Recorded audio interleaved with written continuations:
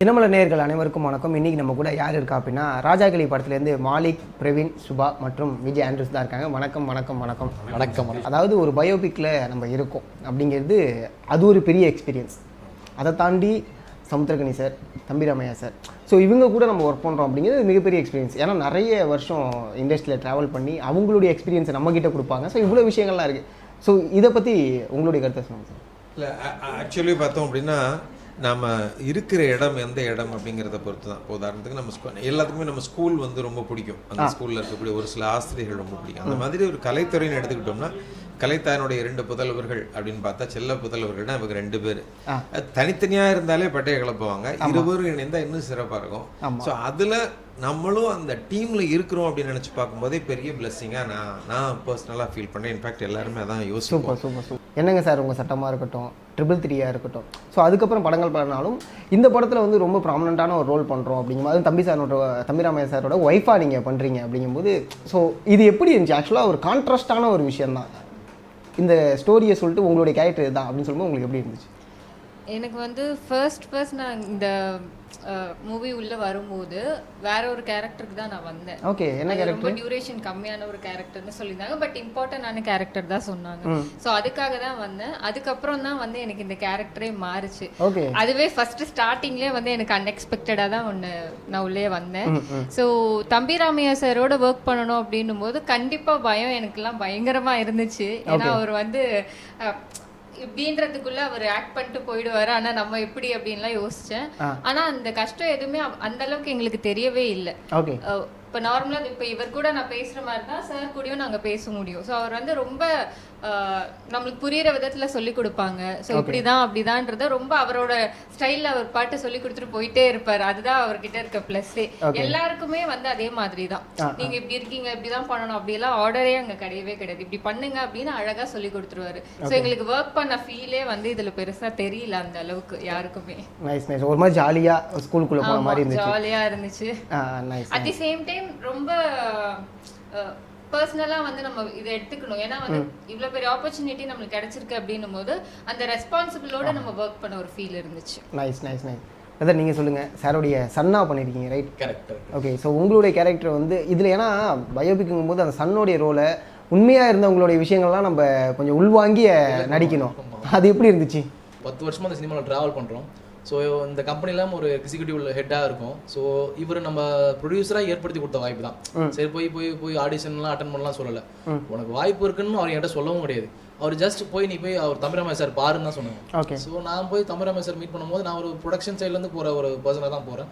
பார்க்கும்போது அவங்க பார்த்துட்டு நல்லா இருக்கா அப்படின்னு சொல்லிட்டு கதை அப்படின்னு சொல்லிட்டு அவங்க கதை பிச் பண்ணுறாங்க. அப்போ நமக்கு கதை கேட்கும் போது எதுக்கு நம்மகிட்ட கதை சொல்கிறாங்கன்ற மாதிரி தான் தோணும். சரி, ஓரளவு ப்ரொடக்ஷன் சைடாக சொல்லும் போது நமக்கு என்னென்ன ஒரு லொக்கேஷன்ஸ் இருக்குன்றதுக்காக சொல்கிறாங்களோன்னு நினச்சி தான் நம்ம கதை கேட்கும் போது அவங்கள்ட்ட அவர் சொல்கிறாரு, போய் அந்த கதை முடிச்சு நான் உள்ள ஆஃபீஸ்க்கு வரும்போது கால் வருது எனக்கு. அதுமாரி இந்த ரோல் நீ பண்ணிட்டு பிரவீன்ற மாதிரி சொல்கிறாங்க. ஐயோ, இவ்வளோ காம்பினேஷன்ஸ் இவ்வளோ இருக்குது. சமுத்திரகனி சார் காம்பினேஷன்ஸ் ஒரு 5 காம்பினேஷன் பெரிய காம்பினேஷன் இருக்குது. எப்படி நான் பண்ணுறதுன்னு யோசிக்கிறேன். தம்பிராமையா சார் வாப்பா ஆஃபீஸில் வந்து பாருங்க, ஆஃபீஸுக்கு வா அப்படின்னு மேலே போனால் அங்கே ஒரு ட்ரைனிங் செஷன் இந்த மீட்டர் இருந்தால் போதும்.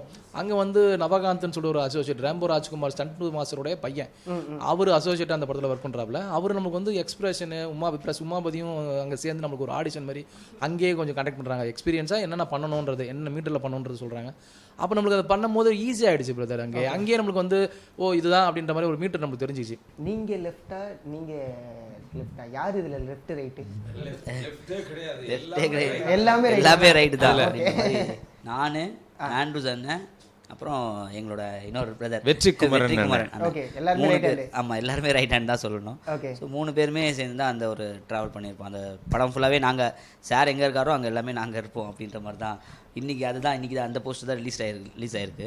ஸோ அந்த மாதிரி தான் இந்த கதைக்குள்ளே எப்படி எல்லாருமே வந்து ஆக்சிடென்ட்லாம் உள்ளே வந்தோமோ அந்த மாதிரி தான். நான் ஆக்சுவலி பேசிக்காக வந்து ஸ்டார்டிங்கில் நம்ம கேரக்டர் பண்ணோம் அப்படின்றதுக்காக தான் வந்தது. அப்புறம் வந்து நம்ம கேஸ்டிங் டேரக்டர் மாதிரி ஒரு கிட்டத்தட்ட ஒரு 7-8 படம் ஒர்க் பண்ணியாச்சு கேஸ்டிங் டேரக்டர். ஸோ அதை தாண்டி இந்த படத்துக்கும் நம்ம கேஸ்டிங்காக தான் உள்ளே வந்தோம். ஸோ ஏன்னா சுரேஷ் சார் கூட லாஸ்ட்டு 5 இயர்ஸாக ட்ராவல் பண்ணிட்டுருக்கேன். அவர் படங்கள் எல்லாத்தையுமே நம்ம ஒர்க் பண்ணிருக்கோம். அப்படி தம்பிராமையா சார் போய் மீட் பண்ணும்போது தான், சரி தம்பி உன் லுக்கை வந்து கொஞ்சம் எனக்கு ஒரு இந்த ஸ்ட்ரைக் ஆகுறா ஒரு கேரக்டருக்கு, எனக்கு தெரிஞ்சு நீ கரெக்டாக இருப்பேன்னு நினைக்கிறேன் அப்படின்னாரு. அதுக்கு நீ சரிப்பட்டு வருவேன் அப்படின்றது சொல்லிட்டார் அவர். எப்படி சரிப்பட்டு வரமாட்டேன், அதுக்கு நீ சரிப்பட்டு வருவடா அப்படின்ற மாதிரி சொல்லி ஒரு ஒரு கேரக்டர் ஒன்று அது ரிவீல் பண்ணல. ஓகே, அது நல்லா இருக்கும் கேரக்டர். ஆண்ட்ரூஸ் அண்ணா வந்து பார்த்தீங்கன்னா எப்படியா இருந்தாலும் இடையில ஒரு கவுண்டர் போட்டுக்கிட்டே தான் இருப்பாங்க. ஸோ அந்த வகையில் ஆண்ட்ரூஸ் அண்ணா கூட ஒர்க் பண்ணது எப்படி இருந்துச்சு? ஆண்ட்ரூஸ் அண்ணா என்ன விஷயம்னா, நான் கவுண்டரே போட மாட்டாங்க, அதுதான் விஷயம். இங்கே வந்து 2 பேர் செயல் வீரர்கள், ஒருத்தர் வந்து செயல் பண்ணாத ஒரு விஷயம். செயல் பண்ணாத. ஆமாம், ஐயோ அதான் ஒரு சின்ன அதில் ஒரு ட்விஸ்ட் இருக்கு. அது படத்தில் பார்க்கும்போது தான் தெரியும். என் பங்காளி பேசவே மாட்டாரு, பேசுனா ஒரு சிறப்பான ஒரு செய்வாருங்கிற மாதிரி படத்துல. அப்படியா? ஆமா, இதுல ஆக்சுவலா ஒரு கேரக்டர் வந்து இடையில வேலையை பார்த்து விட்டு போயிடுவாங்க. அந்த கேரக்டர் நீங்க வேலை பார்க்கல தடுக்கிற கேரக்டர். இல்ல அது அவர் சொல்லட்டும் கதைப்படி டெவலப் ஆகட்டும், படம் பார்க்கும்போது ரிவீல் ஆகட்டும். அது ஆமா அந்த மாதிரி தான். ஒரு ஆக்ட்ரஸாக சஸ்டெயின் பண்ணுறது சாதாரணமான விஷயம் கிடையாது. அதை தாண்டி நமக்கான ஒரு பெரிய ரெகக்னேஷன் கிடைக்குது அப்படிங்கும்போது, ஸோ அந்த ஒரு சஸ்டெய்னிங் ஃபீல்டு இருக்குல்ல, அது எப்படி இருந்துச்சு? அது ரொம்பவே கஷ்டமாக தான் இருந்தது. ஏன்னா நம்ம நைட்டு தூங்கி காலையில் எழுந்துக்கும் போது இன்னைக்காவது நம்ம டே வந்து ரொம்ப அழகாக மாறிடாதான்ற மாதிரி தான் ஒவ்வொரு நாளும் இருந்துச்சு. ஸோ 10 இயர்ஸ் நான் ட்ராவல் பண்ணியிருக்கேன் இந்த ஃபீல்டில். இந்த 10 இயர்ஸில் இந்த ஃபிலிம் எனக்கு ஒரு டேர்னிங் பாயிண்ட்டாக இருக்கும்னு நான் நம்புகிறேன். அப்படி நினச்சி தான் நான் எல்லா படங்களுமே நான் பண்ணியிருக்கேன். ஆனாலுமே எல்லா படங்களையும் மீறி, ஏன்னா என்னங்க சார் உங்கள் சட்டமாக இருந்தாலும் சரி டியூரேஷன் வைஸ் கம்மி தான், பட் அதில் லீடாக தான் பண்ணியிருப்பேன். பட் இந்த படத்தில் அப்படி கிடையவே கிடையாது. அண்ட் கேரக்டர் வைஸும் எனக்கு ரொம்ப ஸ்ட்ராங்காக இந்த படம் கொடுக்குது. அதனால ரொம்ப பெரிய ஹோப் எனக்கு இருக்கு. இந்த டீம்ல யாருக்கு இருக்கோ இல்லையோ எனக்கு இருக்கு கண்டிப்பா. ஏன்னா ஒரு சில படத்துல வந்து பாத்தீங்கன்னா நியூஸ் ரீடரெல்லாம் வந்திருப்பீங்க. ஆமா, மாநாடு. ஆமா, மாநாடுல நியூஸ் ரீடராக வரும்போது இது வந்து ஒரு மிகப்பெரிய ஒரு விஷயம். ஏன்னா நியூஸ் ரீடராக வருவாங்க, அவங்க வந்து காமிக்கும் போது அந்த ஒரு இது இன்ஸ்டாவில் ஸ்டோரி போடுறதா இருக்கட்டும், இல்லை ஃப்ரெண்ட்ஸ் வரும்போது அந்த இதில் நியூஸ் ரீடராக வந்திருக்கேன். ஆனால் அதுக்கப்புறம் அவங்க எதுக்காக வந்தாங்களோ அந்த விஷயம் கிடைக்குதுங்கிறது ரொம்ப பெரிய ஒரு விஷயம். கண்டிப்பாக இல்லை, என்னை பொறுத்த வரைக்கும் என்னன்னா, இந்த கேரக்டர் தான் அந்த கேரக்டர் தான் கிடையாது. ஆக்ட்ரஸ் அப்படின்னாலே என்ன கேரக்டர் கொடுத்தாலும் நீ பண்ணணும், அப்போ தான் நீ ஆக்ட்ரஸ் அப்படின்னு எனக்கு ஒரு ஃபீல். அதனால ஒரு கேரக்டர் கூட விடாமல் நான் இப்போ வரைக்கும் பண்ணணும்னு நினைப்பேன். அதுக்கு ரொம்ப எனக்கு சப்போர்ட்டாக இருக்கிறது மாலிக் அண்ணா. பிகாஸ் அவர் தான் எனக்கு மாநாடும் சொன்னது. அண்ட் இந்த ராஜா கிளியில் நான் உட்காரத்துக்கு காரணம் கூட மாலிக் அண்ணா தான். Super super. So thank you so much Malik அண்ணா. இந்த டைமில் சொல்லிக்கிறேன் நான் எல்லாரும் முன்னாடியுமே. நன்றி பரிமாறு முறையாக மாதிரி இல்லை ஆக்சுவலி என்னன்னா, எல்லாருமே வந்து நம்ம வந்து நான் சொன்னேன்ல, நான் ஸ்டார்டிங்கில் வந்து ஒரு ஆக்டர் ஆகணுன்ற விஷயத்தில் தான் நம்ம உள்ளே இறங்கணும். ஸோ இறங்கும் நிறைய ஸ்ட்ரகிள்ஸ் 2009 நான் ஆல்மோஸ்ட் 15 இயர்ஸாக இருக்கேன் நான் இந்த ஃபீல்டில். ஸோ 2009 நம்ம அதுக்கான விஷயங்கள் ட்ரை பண்ணும்போது நிறைய ஆஃபீஸ் ஏரியா இருக்கேன், நிறைய ஆடிஷன்ஸ் கொடுத்துருக்கேன், நிறைய ஷோ ரீல்ஸ் கொடுத்துருக்கேன். சரி, ஏதோ ஒரு விஷயத்தில் முன்ன பின் ஆகும். அப்போலாம் அந்த ரீல் தான், அதுக்கப்புறம் தான் டிஜிட்டல் மார்ச். ரீலுக்கு வந்து இன்வெஸ்ட் பண்ணுங்கள், 3 லட்சம் கொடுங்க, அந்த மாதிரிலாம் சொல்லிட்டு இருந்த டைம்லாம் இருந்தது. ஸோ அதை தாண்டி சரி ஓகே, நமக்கு இந்த லைனில் நம்ம சஸ்டெயின் ஆகணும்ல, நம்ம இதுலேயே இருக்கும்போது சஸ்டெயின் ஆகணும்ல. ஸோ அதுக்கு என்ன இருக்குது அப்படின்னு பார்க்கும்போது, ஸோ கேஸ்டிங்லாம் பண்ணால் வந்து கொஞ்சம் நம்ம வந்து கான்டாக்ட்ஸும் டெவலப் ஆகும் அப்படின்ற மாதிரி ஒரு விஷயம் ஆரம்பிச்சிது. அப்படி ஆரம்பிச்சது தான் இந்த 15 இயர்ஸாக வந்து அந்த கேஸ்டிங்லேயே போயிடுச்சு, ப்ரொஃபஷனாகவே மாறிடுச்சு அது.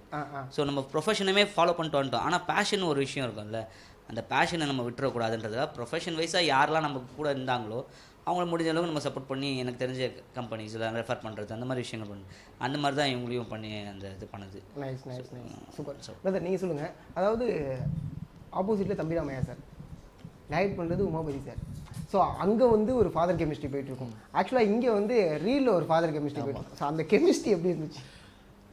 சொல்லப்போனால் நம்ம ஷார்ட்டில் வந்து உமாபதி வந்து எப்பயுமே டேக்கப் பண்ணிக்கும் போது ரொம்ப சின்சியராக மானிட்டரை உட்காந்து வாட்ச் பண்ணுவோம்ல. அப்போ வாட்ச் பண்ணும்போது நம்ம நினைப்போம், அங்கே உட்காந்து ஆக்ஷன் கட்டு சொல்கிறோம், இவர்கிட்ட நம்ம வந்து நம்ம பாடுபட வேண்டியதாக இருக்கும். ஏன்னா ஒரு விஷயமும் நோட் பண்ணுற கேரக்டர் நம்ம தம்பிராமையா சார். ரொம்ப எக்ஸ்பிரஷன் வைஸும் சரி, டயலாக் வைஸும் சரி, அதில் சென்டிமெண்ட்டாக என்ன இன்வால்மெண்ட்டோட பண்ணுறான்றதை நோட் பண்ணுற கேரக்டர். இவருக்கு அப்படியே டைரக்ட் ஆப்போசிட் ஆகும். பர்ஃபெக்ஷன்னா ஒரு விஷயத்த இந்த மீட்டருக்குள்ள தான் முடிக்கணும், இது போதும், இவ்வளோ லென்த்து தேவையில்லை, அவன் அங்கேயே கட் பண்ணுவான். நம்ம உமாபதி அப்படின்றது வந்து ரொம்ப ஷார்ட்டாக இது போதும் அப்படின்னு கட் பண்ணுற கேரக்டர். இவர் நம்ம இப்போ ஆக்டராக ஒரு டைலாக் பேச வச்சுங்க, இந்த லென்த்துக்கு பேசி இவ்வளோ எக்ஸ்பிரஷன் கொடுக்கணுமான்ற மாதிரி இவர் சொல்லுவார். அங்கே அவன் அவ்வளோலாம் தேவையில்லை அப்படின்னு அப்படின்னுவான். நம்ம ரெண்டுத்துக்கும் சமாளிக்கிற மாதிரி நான் ஒன்னே சார் பையன் அங்கே சொல்கிறாப்புல கட்டு சொல்கிறாப்புல சார் கட் பண்ணியாச்சுன்னுவேன். அந்த மாதிரி இதான் போகும். இவர் கொஞ்சம் நம்ம ஒரு எமோஷ்னலாக விஷயங்களை கொஞ்சம் ஃபீல் பண்ணி கனெக்ட் பண்ண பார்ப்பாரு. அப்படிலாம் இல்லை, தியேட்டர் ஆடியன்ஸ் என்ன பண்றாங்க, ரொம்ப எமோட்டாக கனெக்ட் பண்ணிட்டேன்னா பாப்கார்ன் சாப்பிட போயிடுவான்டான்ற மாதிரி அவங்க அப்படி ஒரு கமெண்ட் வரும். ஆனால் 2 பேருக்குமே நம்ம சமாளிச்சு போகிற மாதிரி தான் அங்கே சுச்சுவேஷன் அமையும். அதேமாதிரி உமாபதி நீங்கள் நினச்சிங்கன்னா, அவன் டெபியூ டேரக்டர்ன்றதை தாண்டி அவனுக்குள்ள ஒரு ஆக்டர் தான், பேசிக்காக ஒரு ஆக்டர் தான். அந்த ஆக்டர் தான் நமக்கு வந்து எல்லாத்தையும் சொல்லி கொடுக்குறாரு. இப்போ புதுமுக நாங்களாம் பண்ணுறோன்னா இந்த மீட்டர்ல இருந்தா போதும், எனக்கு என்னெல்லாம் ட்ரோல் ஆச்சோ அதெல்லாம் நமக்கு எக்ஸ்பீரியன்ஸா நம்மளுக்கு ஒரு கடை நம்ம சொல்லி தராப்ல. இந்த விஷயம்லாம் ட்ரோல் ஆகும், இந்த விஷயம்லாம் நீ பண்ண வேண்டாம் அப்படின்ற மாதிரி நம்மளுக்கு சொல்லி கொடுக்குறாப்ல.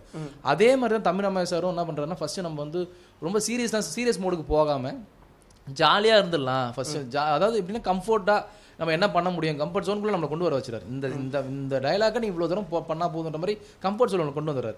ஸோ நம்மளுக்கு ரொம்ப ஈஸியாகிடுது. ஸோ அப்பா பையன்றதை தாண்டி நம்ம அங்கே பையனாக மாறும்போது நான் சொல்லுவேன் ஒரு தடவை, நீ பையன் இல்லைப்பா நான் தான் பையன் இப்போ. ஓகே ஓகே அந்த மாதிரிலாம் போங்க கான்வர்சேஷனு.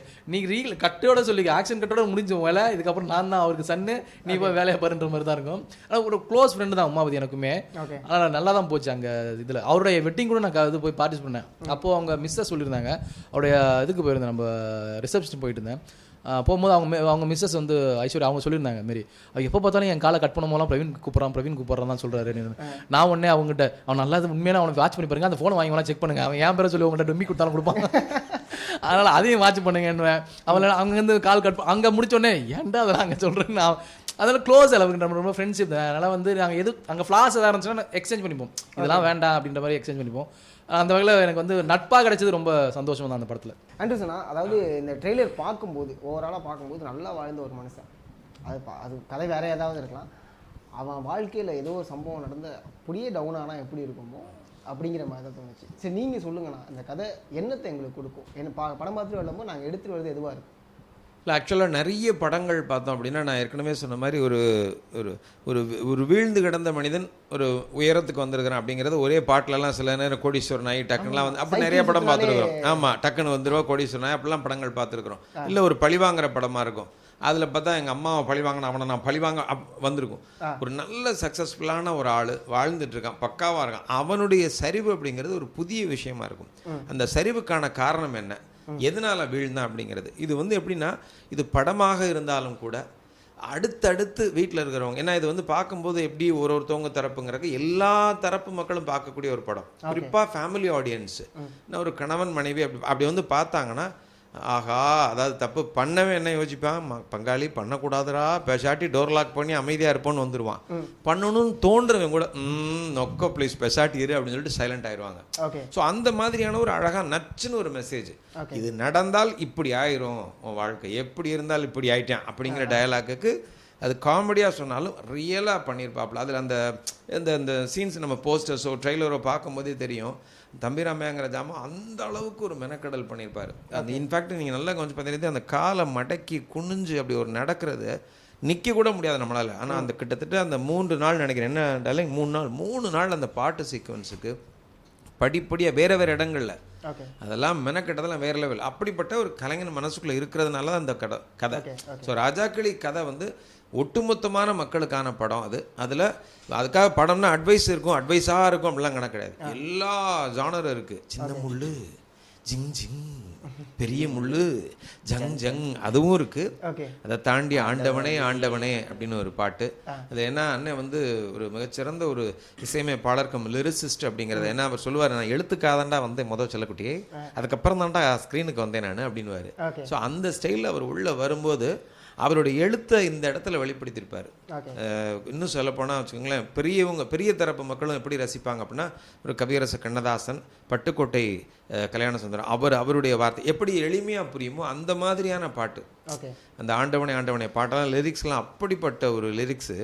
அதாவது பசியை கிளறி விட்டு இலையை விரித்து விட்டு அறுசுவை அன்னமிட்டு இலையோரம் நரகலிட்டுன்னு ஒரு வார்த்தையை போட்டிருப்பார். இப்படிப்பட்ட ஒரு வாழ்க்கையெல்லாம் கொடுத்துவிட்டு என்னடா அப்படி அந்த வரியெல்லாம் அவ்வளவு ஆழமான வரி, ஒரு பாமரனுக்கும் புரியக்கூடிய விஷயம். ஸோ இதுதான் படத்தினுடைய மெசேஜே. சூப்பர். இது வந்து இப்போ நம்ம எல்லாருக்குமே வந்து இப்போ இருக்க ஜென்ரேஷன் ஆல்மோஸ்ட் 90s இருக்கவங்க எல்லாருக்குமே 90s கிட்ஸ் எல்லாருமே வந்து ரத்த கண்ணீரோட இம்பாக்ட் என்னன்றது தெரியும். அந்த படத்தோட என்ன மெசேஜ் இப்போ வரைக்கும் நிறைய பேர் தெரியும். இந்த 2K கிட்ஸு, இப்போ ஜென்சி, இப்போ லேட்டஸ்டாக ஜென்சி, இவங்களுக்கு வந்து மாடர்ன் ரத்த கண்ணீர் அப்படின்னு சொல்லணும்னு வச்சிங்கன்னா அது வந்து ராஜாக்கிளியே சொல்லலாம். ஆர்கே அதுவும் ரத்த கண்ணீர் ஆர்கே, ராஜாக்கிளி ஆர்கே. அப்படி டிசம்பர் 27 ராஜாக்கிளி மிகப்பெரிய வெற்றி அடைந்து தினமலர் சார்பாக வாழ்த்துக்கள் தெரிவிச்சுக்கிறேன். நன்றி. ரொம்ப சந்தோஷம். தினமல் நேயர்களுக்கு டிசம்பர் மாதம் 27ஆம் தேதி ராஜாக்கிளி படம் உலகமெங்கும் வருது. ஸோ திரையரங்கில் போய் பார்க்கணும்.